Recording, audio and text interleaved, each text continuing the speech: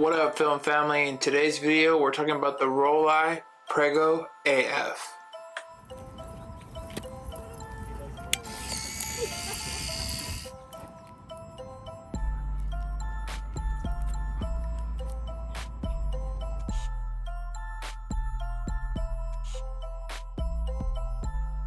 I'm just gonna give you my first thoughts on this, my opinion on it. I'm gonna let you know my favorite feature, my least favorite feature, and then I'll always go over my top photos at the end of the video. Just a quick reminder, I do a bunch of videos similar to this video, just shooting a roll through the camera and then giving you guys my first thoughts. I vlog the whole thing, I provide images, and I give you guys my thoughts in between a few frames.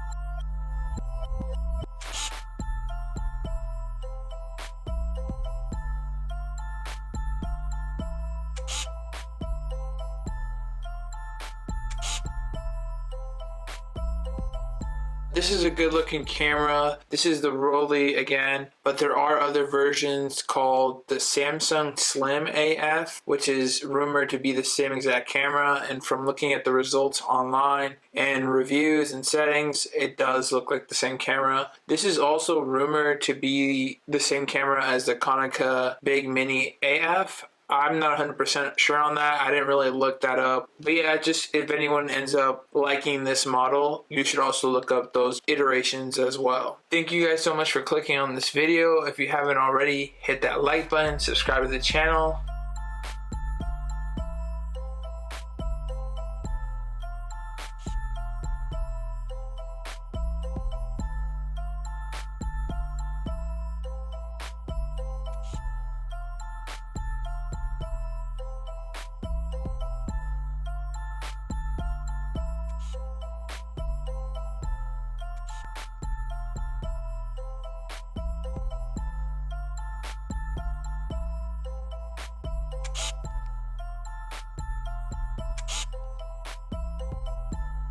The images that you get out of this Rollei Prego AF are very pleasing. Contrast is there, the sharpness is there, and so is the dependability of the camera, meaning it does not fail you when you are trying to capture a certain image. It works really well with every single type of point and shoot scenario.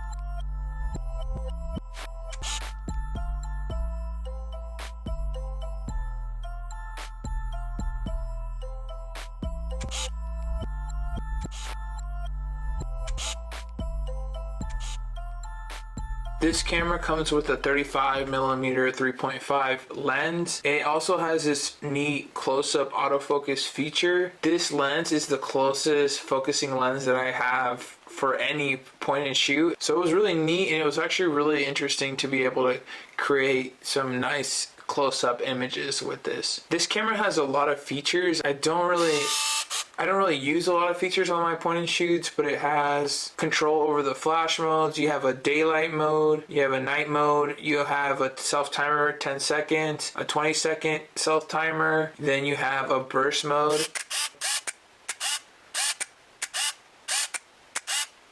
which is not really fast. It has a bulb mode, so you press and you can hold the shutter for as long as you want. I don't think I really tested that, but I have seen other people test it. I guess it works well when you put it on a stand and you press and hold that. It also has a time lapse. It looks like it's a 60-second intervals that you can do a time lapse in, or a 10-minute interval, and then a 30-minute interval for this time lapse. I don't know how often people use that back in the day, but I have a feeling that this camera has a lot more features than people really need out of a point and shoot. But it, you know, like anything, it's always nice to have the feature that way if you ever do come across that. It also has a rewind of the film mode.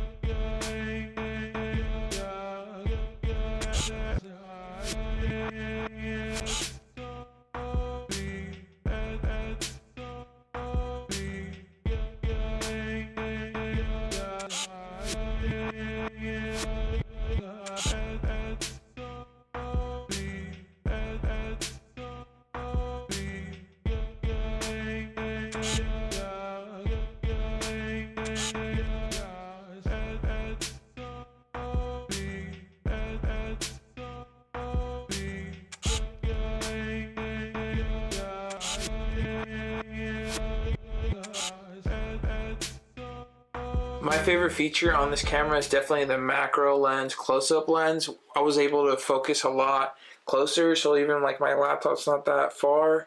If I'm too close, it'll blink, so even then, I'm too close, and now I'm good. I can actually take that shot and actually get focus of my laptop here. I definitely made good use of this feature. It ended up being my favorite feature. I was really impressed how I was able to actually select one flower, grab focus of that flower, recompose, and then take the shot. For every single photo that I was focusing in the middle or a certain flower, that flower ended up being in focus, which is what I'm saying about the camera being dependable. Other cameras, even when they're not macro shots, you'll focus on a certain person and somehow it ends up focusing on the background. Or vice versa when you're trying to shoot through like a fence. My least favorite feature is definitely the flash. I don't know why. I looked up the manual and other reviews on these cameras, and it's definitely a thing. When you end up taking a picture with the flash and you turn it off,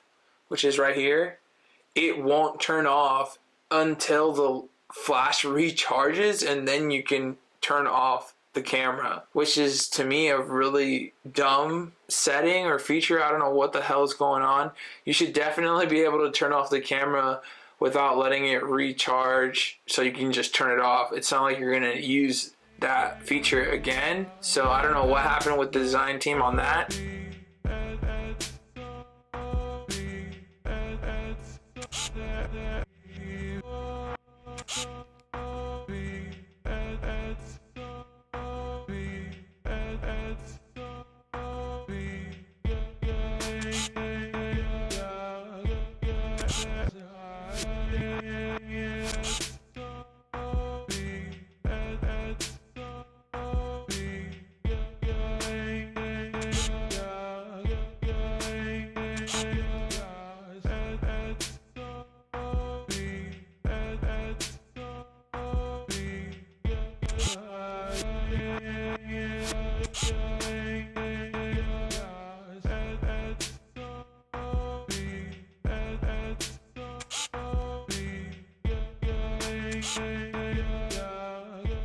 So now I'll talk about my top photos. So my first top photo is here of Kodak. This ended up using the macro close-up lens. I'm actually going to my car on a rainy day and I decided to just snap a picture of him. And it's not 100% in focus, and I don't believe it's at fault of the camera. I think I might have like moved last second as I was snapping it, but I really like how sharp he is. You can see his dog tag and you can see his name on there, the paw print, the little cute tag I have for him, and he's doing this little weird either sneeze or smile. Overall, it's just a great quick snap that you can get on a point and shoot. You just end up really liking, and this is a really strong photo for a point and shoot camera. Probably about a meter, which is 3 feet, around 3 feet from him. It's a good portrait of him. My second top photo is another photo from my morning walks with Kodak. But yeah, this is the photo that I'm talking about where I was able to focus on that one specific flower, got that flower in focus, and I'm really impressed by that because look at how the other flowers are not as in focus. For the camera to be able to really grab that flower and have it blur out the rest. And I don't really know of any other point and shoot that can do something similar to this that close. And then Kodak ends up getting into the photo, not ruining it or anything or making it better, but nice to be able to test out this feature and see what you can